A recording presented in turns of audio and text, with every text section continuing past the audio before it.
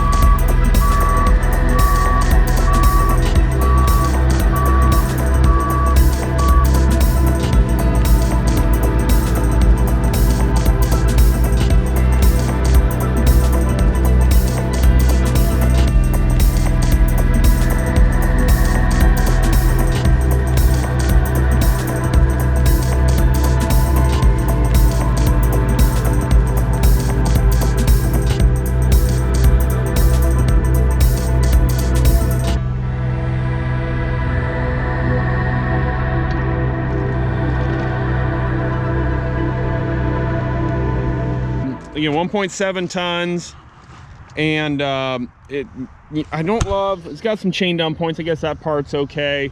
The controls are super simple. I like that. The fuel gauge, all that's super visible. The throttle's not in the most convenient place. I wish the throttle was a little more convenient. Also wish it had I love the auto throttle down. I freaking love that, but whatever. But other than that, great reach, just a great little machine. We went with a quick attach bucket thing for it. I'll show you that here in a little bit. I gotta get out of the guy's way here. I gotta move this mud up to Brittany's tulip beds. Now, yeah, we'll talk about it in another horticultural video. You wanna be careful working with mud because you can essentially make it into concrete, whatever. Okay, here we go. Okay, so again, some views of the operator platform here.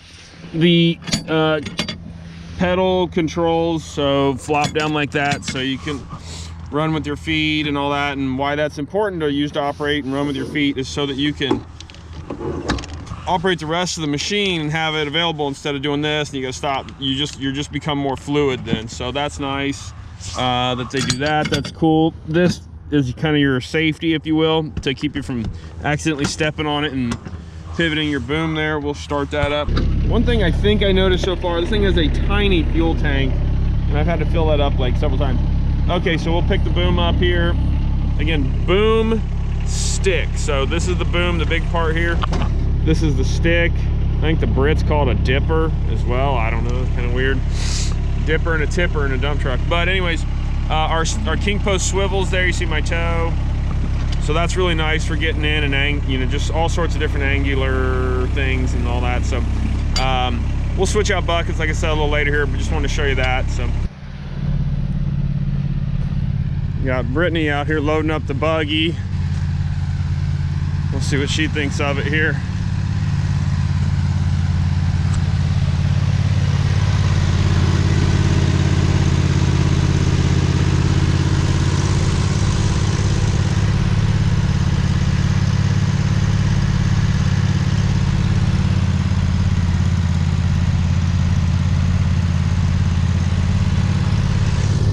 What do you think? Little. Yes. That's what she said. Take your thing and push that back into you too. It's like a safety net. Yeah, right. 'Cause, you know, you don't want to get in there and get stuck. So, yeah, we'll see what she thinks of it here. Little. Yeah, right. Yeah.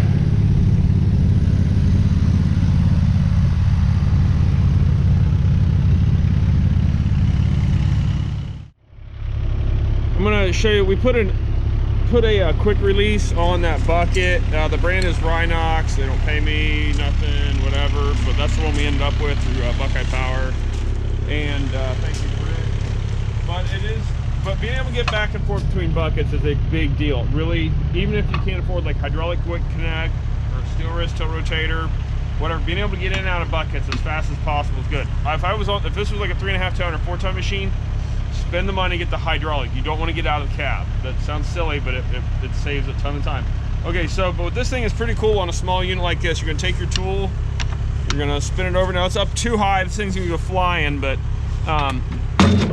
that's pretty cool. Now that thing is ready to go, now I can just hook into another bucket and lock it in and we're good to go. So it's a super fast way for a quicker mechanical coupler. I love it. But to snag another bucket, we're just gonna grab it.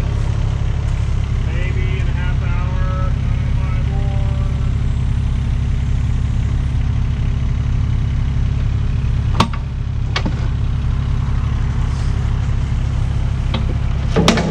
And now the bucket's locked in, so that's super cool. I like that.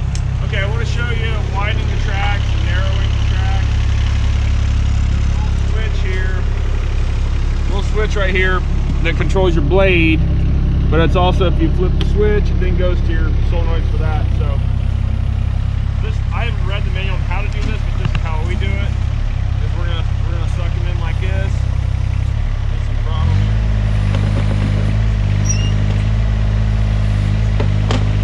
That's probably not ideal. Push with the bucket or spin around, but now the profile of this machine is super narrow. It's pretty great. Back out. Now I'm gonna pull my machine with it too. Not too much. And now we're maxed out as far as I can tell. So there we go. Now we're in great shape. This is for your auxiliary hydraulics. I don't know, just a handy little machine, and we're gonna use the heck out of it. I feel like just replacing digging shrubs up and all that. I think it's cool. Okay, that's what I know. Okay, but that's the big picture there of this guy. So you pair this thing with these little machines here, man, and it is on. Like, what an awesome pairing there. Little 12-inch bucket. That thing will do some ripping too. Generally, we actually will weld a flat bar across there. It's easier for cleanup, and it's got all the bite pressure and breakout force it needs. But sharp little machine, man. Really like it, really happy with it. But yeah, check out the rest of our YouTube channel. Like and subscribe, all that junk. If you want to see more breakdowns on all these videos, all the place, all that. There we go.